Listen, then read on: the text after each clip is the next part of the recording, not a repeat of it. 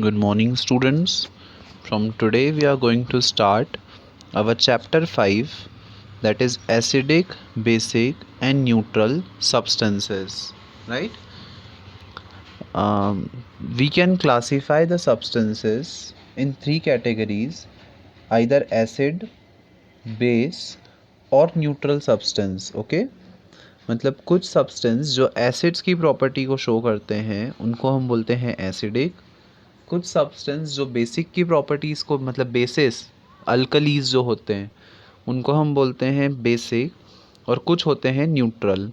तो in this chapter we are going to discuss about acidic, basic and neutral substances. Okay, so first of all students, we will read the first paragraph, so you have to read along with me.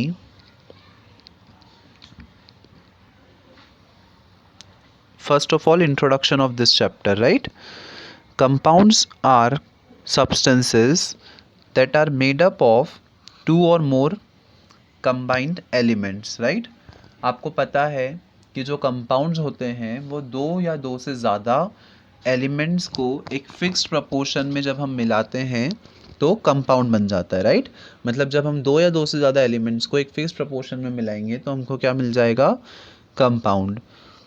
There are three types of compounds: acidic, base and salt. तीन type के compounds होते हैं, acid, base और salt. Acid and base are everywhere. Acid और base जो हैं वो हर जगह अवेलेबल हैं. They are used in everyday life from food we eat to the soap we use. और ये हमारी डेली लाइफ में बहुत मतलब डेली लाइफ में हमको बहुत ज़्यादा यूज़ आते हैं. मतलब हम जितनी भी चीज़ें हमारी डेली लाइफ में यूज़ करते हैं उनमें से हमको बहुत ईजीली हम एसिड और बेस को क्लासीफाई कर सकते हैं. फॉर एग्ज़ाम्पल, जो खाना हम खाते हैं उसमें काफ़ी सारी चीज़ें होती हैं जो एसिडिक होती हैं, काफ़ी सारी चीज़ें होती हैं वो जो बेस होती हैं. जिस सोप से हम नहाते हैं उस सोप में भी बेसिक क्वालिटीज़ होती हैं, राइट? मतलब वो एज अ बेस की क्वालिटीज़ को एग्जिबिट करता है. Nearly every substance you see and use are acidic और base except for pure water and salt. और हम ये भी कह सकते हैं कि जितनी भी चीज़ें हम देखते हैं, जितनी भी चीज़ें हम यूज़ करते हैं वो सब या तो एसिड है या बेस है. दो चीज़ों को छोड़कर, एक तो प्योर वाटर और सॉल्ट, मतलब प्योर वाटर और सॉल्ट को छोड़कर जितनी भी चीज़ें हम हमारी डेली लाइफ में यूज़ करते हैं वो सब या तो एसिड है या बेस है. They are neither an acid nor a base. मतलब प्योर वाटर और सॉल्ट ना तो एसिड की कैटेगरी में रखे जा सकते हैं ना कि बेस की कैटेगरी में. Instead they are neutral. और प्योर वाटर और सॉल्ट्स को न्यूट्रल कैटेगरी में रखा जाता है. अच्छा, यहाँ सॉल्ट्स का मतलब सिर्फ वो सॉल्ट नहीं है जो हम खाते हैं. ओके, यहाँ सॉल्ट अलग अलग टाइप के होते हैं और वो क्या कौन कौन से सॉल्ट्स होते हैं वो हम पढ़ेंगे इस चैप्टर में. ओके,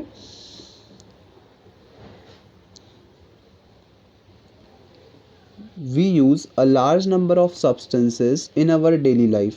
हम बहुत सारे सब्सटेंसेस को यूज़ करते हैं हमारी डेली लाइफ में, such as sugar, salt, vinegar, lemon etcetera, right? They do not have some taste, same taste. हम यहाँ जितनी भी चीज़ें लिखी हैं वो सब हम हमारी डेली लाइफ में यूज़ करते हैं और उन सब का जो टेस्ट होता है, कलर होता है, सॉल्युबिलिटी मतलब उनको जब हम पानी में घोलेंगे तो इनमें से कुछ चीज़ें इजीली घुल जाती हैं, कुछ को टाइम लगता है, राइट? तो इन सब का अलग टेस्ट, अलग कलर, अलग सॉल्युबिलिटी रहती है. All of these substances have chemical properties. इन सभी सब्सटेंसेस की अलग अलग केमिकल प्रॉपर्टीज़ रहती हैं. There are large number of substances present in the atmosphere. Atmosphere में ऐसे बहुत सारे सब्सटेंसेस हैं जिनकी अलग अलग केमिकल प्रॉपर्टीज़ होती हैं, सबका नेचर अलग अलग होता है, राइट?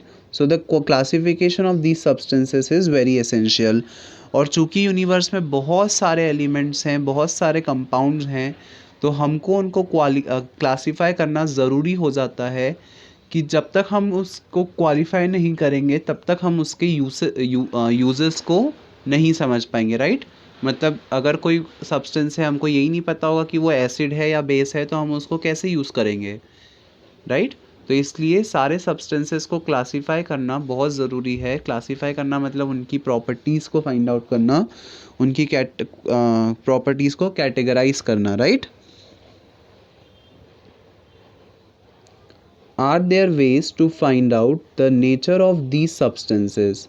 क्या इन सब्सटेंसेस के नेचर को फाइंड आउट करने के कुछ तरीके हैं? In this chapter, we will learn how to find out whether a given material is acidic, basic or neutral. इस चैप्टर में हम पढ़ने वाले हैं कि जो सब्सटेंस हमको दिया गया है, क्या वो एसिडिक है, बेसिक है या न्यूट्रल है।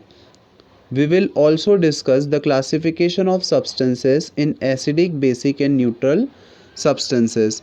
हम एसिडिक, बेसिक और न्यूट्रल सब्सटेंसेस का क्लासिफिकेशन भी इस चैप्टर में पढ़ेंगे कि कौन से सब्सटेंस एसिड होते हैं, कौन से बेस होते हैं और कौन से न्यूट्रल होते हैं। Okay, so I hope the introduction of the chapter is clear to all of you कि इस चैप्टर में हम एसिड, बेस और सॉल्ट के बारे में पढ़ेंगे। और जितनी भी चीज़ें हम हमारे आसपास देखते हैं वो सब या तो एसिड हैं या बेस हैं, केवल दो चीज़ों को छोड़कर। पहला प्योर वाटर और दूसरा कॉमन सॉल्ट, राइट। और सॉल्ट से यहाँ मतलब वो सॉल्ट नहीं है जो हम खाते हैं, मतलब उसके अलावा भी बहुत सारे सॉल्ट्स होते हैं, उन सबको भी हम लोग पढ़ेंगे इस चैप्टर में। Okay, now the next topic here given here is indicator.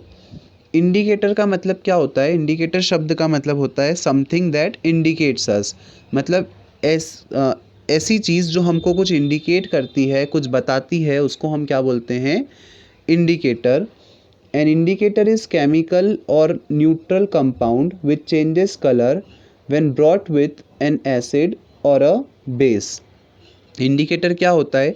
एक केमिकल या नेचुरल कंपाउंड होता है जो क्या करता है?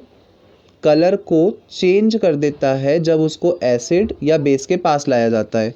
मतलब जब भी हम इंडिकेटर को एसिड या बेस के पास लाएंगे तो उसका कलर चेंज हो जाएगा, और जब कलर चेंज हो जाएगा तो हमको समझ में आ जाएगा कि वो सब्सटेंस एसिड है या बेस है। Indicator is use to find if given substance is acidic, basic और न्यूट्रल। वही चीज़ जो मैंने अभी कही कि जब उसका कलर चेंज हो जाएगा तो हमको ये समझ में आ जाएगा कि जो गिवन सब्सटेंस है वो एसिड है, बेस है या न्यूट्रल है। और कौन कौन से इंडिकेटर्स को हम यूज़ करते हैं वो देखते हैं। टर्मेरिक मतलब हल्दी, लिटमस एक तरह का केमिकल होता है और पेपर भी होता है जिसकी हेल्प से हम पता लगा सकते हैं कि हमारा सब्सटेंस एसिडिक है या बेसिक है। चाइना रोज़, आपने चाइना रोज़ देखा होगा, एक तरह का फ्लावर है। Are some of the naturally occurring indicators, और ये सब क्या हैं? इंडिकेटर्स हैं। और ये नेचुरली मतलब नेचर ने हमको दिए हैं, ऑब्वियसली, है ना। तो ये इंडिकेटर्स नेचुरली हमको मिल जाते हैं, लेकिन साइंटिस्ट ने कुछ और इंडिकेटर्स भी बनाए हैं। And what are those indicators? phenolphthalein, methyl orange etc. are some chemical occurring indicators, right? Phenolphthalein and methyl orange ये जो हैं वो केमिकल इंडिकेटर्स हैं जो कि साइंटिस्ट ने बनाए हैं। और कुछ नेचुरल इंडिकेटर्स भी हैं। नेचुरल इंडिकेटर्स कौन से हैं? टर्मेरिक, लिटमस और चाइना रोज़, राइट। नाउ अब हम लोग पढ़ेंगे अबाउट नेचुरल इंडिकेटर्स। तो what are the natural indicators, और उससे हम क्या क्या चीज़ों को वो क्लासीफाई कर सकते हैं वो समझते हैं।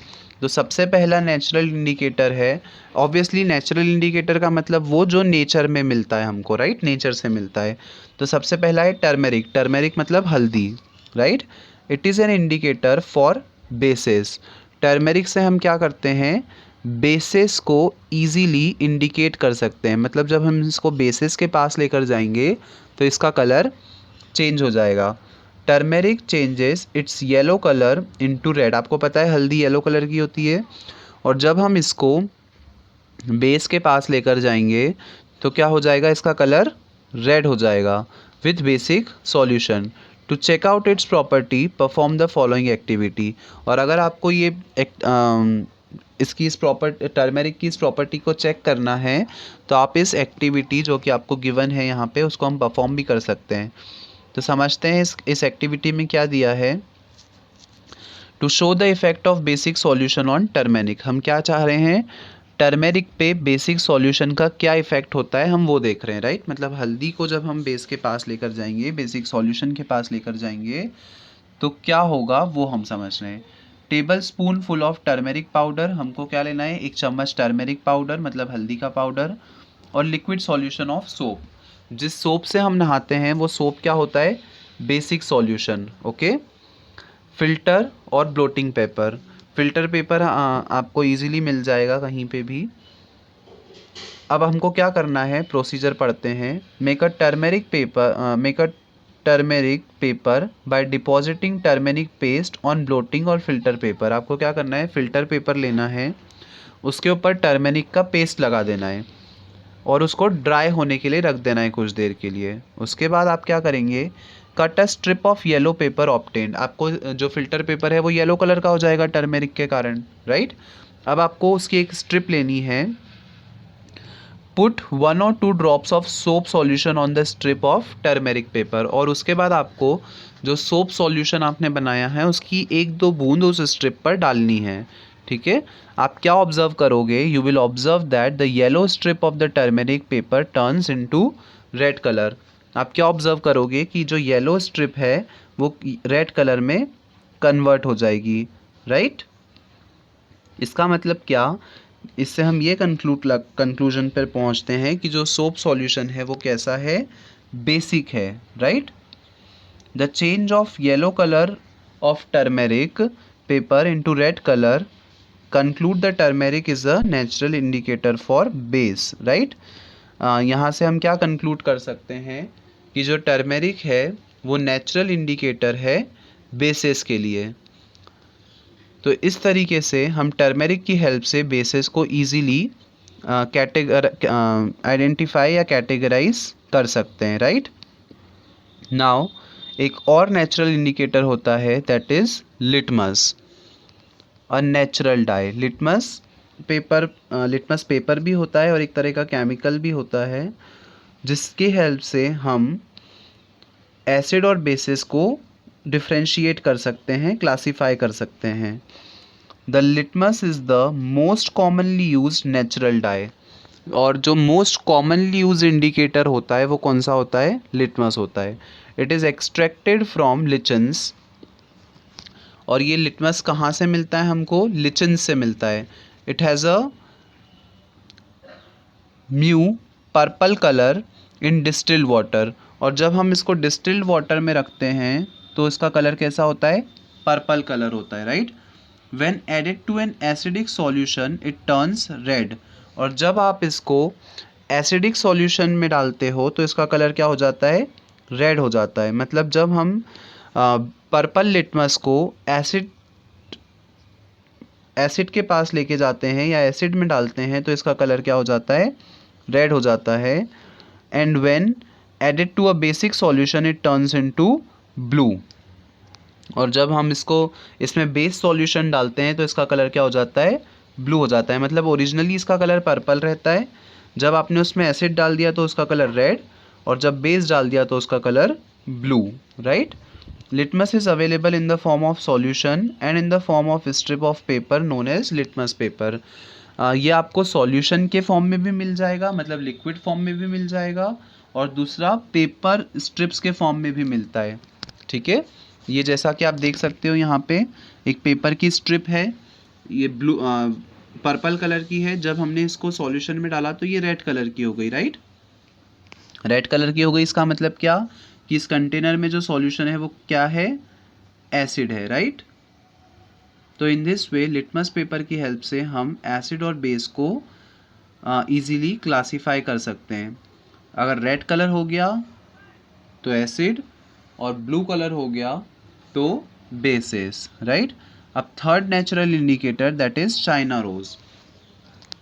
China rose is also an indicator to use as an indicator of China rose collect some China rose petals and place them in a beaker. हमको क्या करना है, चाइना रोज़ की को कलेक्ट करना है और उसकी पेटल्स को कलेक्ट करना है। पेटल्स मतलब उसकी पंखुड़ियाँ, चाइना रोज़ की पंखुड़ियाँ हमने कलेक्ट कर ली और उसको एक बीकर में रख दिया with some warm water.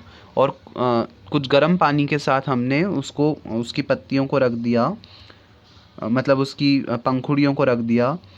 Keep the mixture for some time, और उस मिक्सचर को हमने थोड़ी देर के लिए ऐसे ही छोड़ दिया। Till the water becomes coloured, कुछ देर के बाद क्या होगा कि जो पानी है वो कलर्ड हो जाएगा, right. Use the coloured water as an indicator, और फिर हम उस कलर्ड वाटर को क्या कर सकते हैं, एज अ इंडिकेटर यूज़ कर सकते हैं। कैसे? Some drops of coloured water in given acidic solution turn it into dark pink. अगर हम उन ड्रॉप्स को, वाटर की उन ड्रॉप्स को एसिडिक सॉल्यूशन में डालेंगे तो क्या होगा, वो जो एसिडिक सॉल्यूशन है वो डार्क पिंक कलर का हो जाएगा।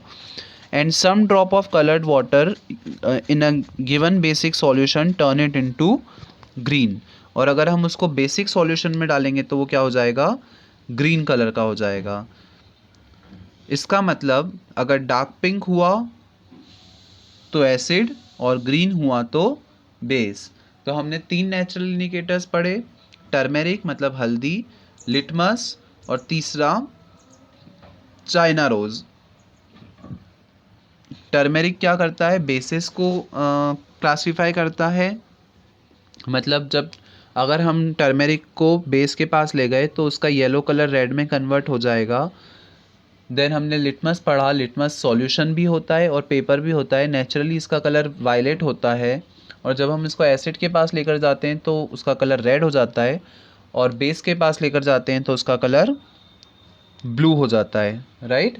और थर्ड हमने पढ़ा चाइना रोज़।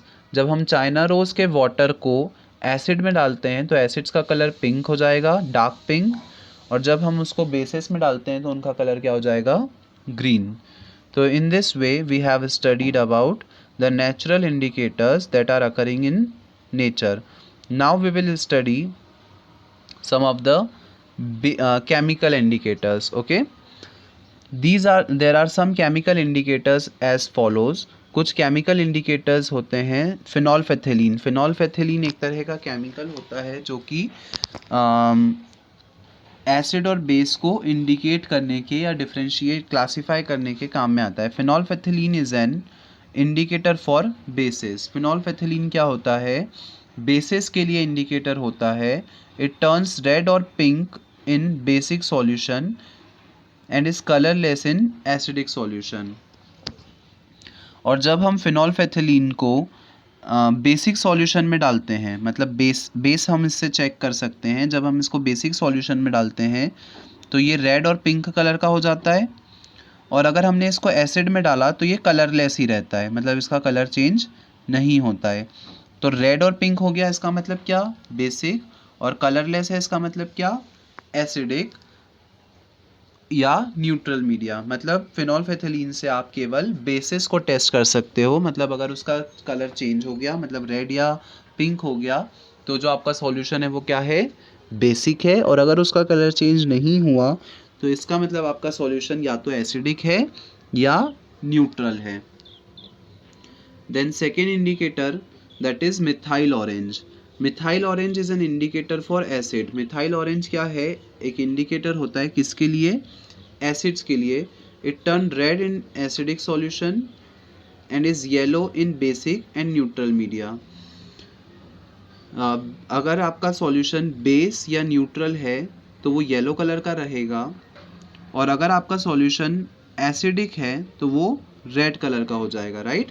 इसका मतलब अगर मिथाइल ऑरेंज रेड कलर का हो गया है तो आपका सॉल्यूशन एसिडिक, और अगर वो येलो हो गया है तो आपका सॉल्यूशन बेसिक या न्यूट्रल। तो इस तरीके से कुछ इंडिकेटर्स होते हैं, some are the natural indicators and some are the chemical indicators, जिनकी हेल्प से हम इजीली एसिड, बेसिस और न्यूट्रल सॉल्यूशंस को क्लासीफाई कर सकते हैं, right. So that's all for today's class, students. The further topics we will study in the next lectures. Okay.